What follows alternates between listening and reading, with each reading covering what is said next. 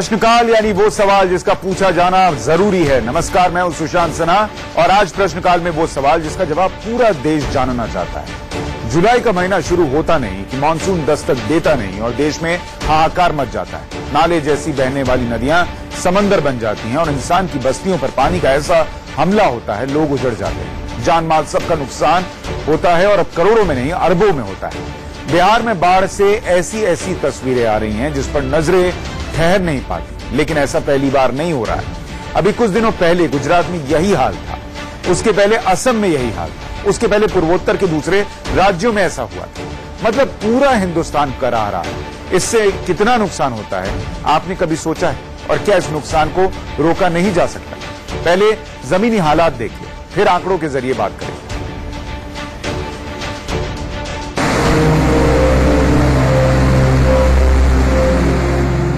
Bihar, UP, पश्चिम बंगाल, कर्नाटक, असम, उत्तराखंड, हिमाचल प्रदेश, करीब करीब आधा हिंदुस्तान इन दिनों बाढ़ से जूझ रहा है। घर, बस्ती, इंसान, दुकान, सब के सब कुदरत के आगे बेहाल है। ये बाढ़ से जूझते बिहार की तस्वीर है। 13 जिले और 70 लाख लोग महाप्रलय में डूबे हुए हैं। कोसी, कमला बलान और महानंदा समेत कई नदियां तांडव मचा रही हैं। नेपाल से आ रहे नदियों के पानी ने हालात और बिगाड़ रखे हैं। इस वक्त हम लोग पूर्णिया के फरखिया इलाके में हैं। ये पूरा का पूरा इलाका पूरी तरह से जलमग्न हो चुका है और तकरीबन 2 से 3 दिन से ये तमाम लोग जो है खुद कोशिश कर रहे हैं कि किसी तरीके से जिंदगी यापन हो सके। यहां तक प्रशासन अभी नहीं पहुंचा है, लेकिन इंडिया न्यूज की टीम इन तक पहुंची है इनके हालात का जायजा लेने के लिए। ये बताइए, प्रशासन यहां पहुंचा है, कोई मदद मिली है? कोई मदद नहीं मिला अभी तक। जैसे कि किसी तरह का प्रॉब्लम हो रहा है, जैसे कोई डूब रहा है या किसी का घर पानी में है, कोई भूखा है, तो वो जैसे मर्जी रहे, सरकार को इससे कोई मतलब नहीं है। बिहार में बाढ़ की विनाश लीला ने 63 लोगों को लील लिया है। जिंदगी पल पल सिसक रही, दाने दाने को मोहताज होना पड़ रहा है। न घर में रहने के लिए जगह है और न ही सोने के लिए कोई आशियाना। स्कूल, कॉलेज सब पानी में घुसे हैं। खेत खलिहान बर्बाद हो रहे हैं। जैसे जैसे सैलाब बढ़ता जा रहा है, जिंदगी की उम्मीद दम तोड़ती जा रही है। हम पूर्वी चंपारण में हैं और पूर्वी चंपारण का ये चौथा गांव है।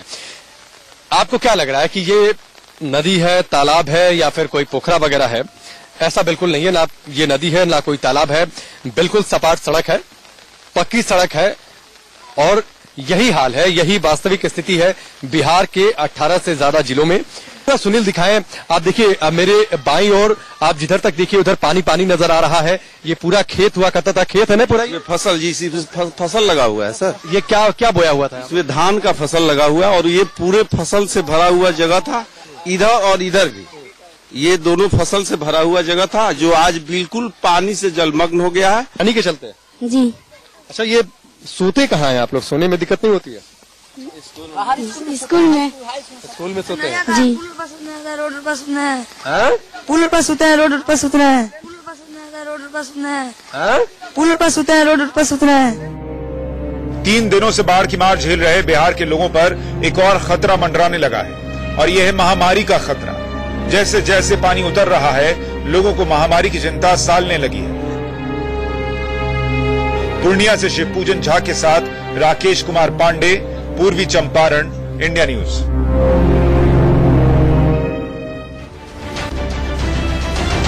यानी चिंताएं कम नहीं हैं और मुसीबत सिर्फ बिहार की नहीं है। पूरे हिंदुस्तान के अलग अलग हिस्सों में बाढ़ से हालात बने हुए हैं और हम आपको दिखाते हैं कि इससे देश का नुकसान कितना हो रहा है। जरा आप देखिए, बिहार की सिर्फ अगर बात करें तो बिहार में अब तक करीब 10,000 करोड़ रुपए के नुकसान का अनुमान है और यह आंकड़ा बढ़ सकता है। असम में भी बाढ़ जैसे हालात बने हुए हैं और वहां पर 2,939 करोड़ रुपए का नुकसान हो चुका है। 1,000 करोड़ से ज्यादा का नुकसान उत्तर प्रदेश के अलग अलग हिस्सों में जो बारिश का पानी जो है गांवों में, शहरों में घुसा है, उससे हुआ है। पश्चिम बंगाल में 550 करोड़ रुपए से ज्यादा का नुकसान हो चुका है। राजस्थान मरुभूमि है, वहां तो बारिश के लिए लोग तरसते हैं, वहां भी इतनी बारिश हुई है कि 1500 करोड़ रुपए का नुकसान बाढ़ जैसे हालात से हो गया। और गुजरात में हजारों करोड़ के नुकसान का अनुमान है, यानी बाढ़ में डूबते मरते रहिएगा तो सुपर पावर कैसे बनिएगा, ये सवाल हम पूछ रहे हैं। और इसको समझिए आप जरा आंकड़ों के लिहाज से। देश की 7 करोड़ आबादी सालाना यानी हर साल बाढ़ से प्रभावित होती है। 62 सालों से सालाना 2130 लोगों की मौत बाढ़ की वजह से हो जाती है और ये हर साल इस देश में होता है। और इसलिए हम पूछ रहे हैं कि आप मेट्रो रेल चला रहे हैं, आप बात करते हैं बुलेट ट्रेन चलाने की, बड़ी बड़ी इमारतें और मॉल्स बनाने की, लेकिन हर साल देश का एक बड़ा हिस्सा इससे जूझता है, बाढ़ से जूझता है। हर साल 1.25 लाख मवेशियों की मौत हो जाती है बाढ़ की वजह से। इतना ही नहीं, 82 लाख हेक्टेयर फसल का सालाना नुकसान होता है। अभी आपने देखा था कैसे खेत के खेत तबाह हो गए। सीधे बाढ़ से सालाना तबाही 68,775 करोड़ रुपए की है। पूरे देश की हम बात कर रहे हैं। बाढ़, बारिश और इन दोनों की तबाही को आप जोड़ दीजिएगा तो सूखे से मौत का आंकड़ा 1.25 लाख करोड़ तक पहुंच जाता है। बेहतर मैनेजमेंट से 1.25 लाख करोड़ का नुकसान सालाना बच सकता था और ये 1.25 लाख करोड़ का नुकसान बचता तो क्या से क्या नहीं हो सकता था। लेकिन ढाक के 3 पात, हर बार बाढ़ आती है, हर बार नुकसान होता है, लेकिन उससे निपटने का तरीका नहीं ढूंढा जाता। क्या होता है कि जब चीजें पूरी नहीं पड़ती तो हमको आपको अभाव के साथ जीने की आदत हो जाती है। उसी तरह तबाही, बर्बादी अगर नियति बन जाए, उसे लोगों के दिमाग में बिठा दिया जाए तो लोग उससे निपटने, उससे बचने के बदले उसमें जीने की आदत डाल लेते हैं। बिहार समेत पूर्वोत्तर की बाढ़ ऐसी ही है।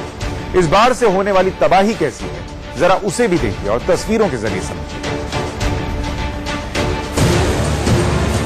आसमान से ली गई ये तस्वीरें समंदर की नहीं बल्कि पूर्वी बिहार की हैं, जहां एक के बाद एक नेपाल से निकलने वाली 7 नदियों ने ऐसी तबाही मचाई है कि 18 जिलों में हाहाकार मचा हुआ है।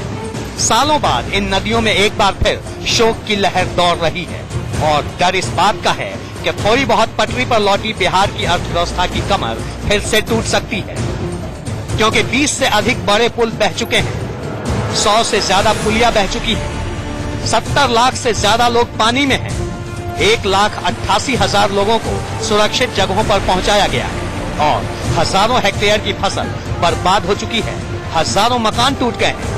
नेशनल हाईवे 57 और नेशनल हाईवे 31 से लेकर दर्जन भर स्टेट हाईवे का बड़ा हिस्सा महानंदा, कोसी, गंडक समेत कई नदियां बहा ले गई।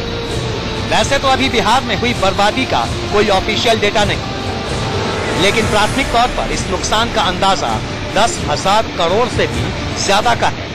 जरा सोचिए कि ये आंकड़ा सिर्फ बिहार का है, इसलिए ये बाढ़ सिर्फ जिंदगियां ही तबाह नहीं करती बल्कि ये देश की अर्थव्यवस्था की कमर भी तोड़ती है और इस कदर तोड़ती है कि हर साल हजारों करोड़ रुपए पानी में बह जाते हैं। United Nations office for disaster risk reduction यानी UNISDR की रिपोर्ट के मुताबिक बाढ़ से भारत को हर साल 7.4 अरब डॉलर यानी लगभग 47 अरब 58 करोड़ रुपए का नुकसान होता है। भारत में केंद्र सरकार ने ऐसी कोई एजेंसी नहीं नियुक्त की है जिससे प्राकृतिक आपदाओं से होने वाले आर्थिक नुकसान का अनुमान लग सके। भारत में प्राकृतिक आपदाओं से होने वाले नुकसान का अनुमान राज्य सरकारें ही लगाती हैं, लेकिन ये एक अहम जानकारी है जिससे बाढ़ के सामने हिंदुस्तान की बेबसी को समझने में मदद मिलेगी।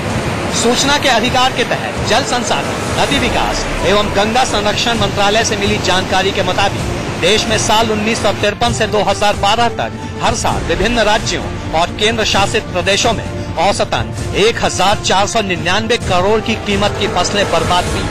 बाढ़ ने हर साल औसतन 46.46 लाख हेक्टेयर जमीन पर फसलों को बर्बाद कर दिया, जिसकी वजह से हर साल औसतन 739 करोड़ रुपए का आर्थिक नुकसान हुआ है। पिछले 6 दशकों में देश की सार्वजनिक सेवाओं को 2,586 करोड़ रुपए का नुकसान बाढ़ की वजह से हुआ है। ये आंकड़े एक बार से हुई तबाही का एक ही पक्ष बयां करते हैं। कुछ संगठनों और रिसर्च एजेंसियों का दावा है कि अगर नुकसान को कड़ियों में जोड़ा जाए तो हिंदुस्तान में हर साल बाढ़, सूखा और बारिश से करीब 2.5 लाख करोड़ का नुकसान होता है। Bureau report, India news.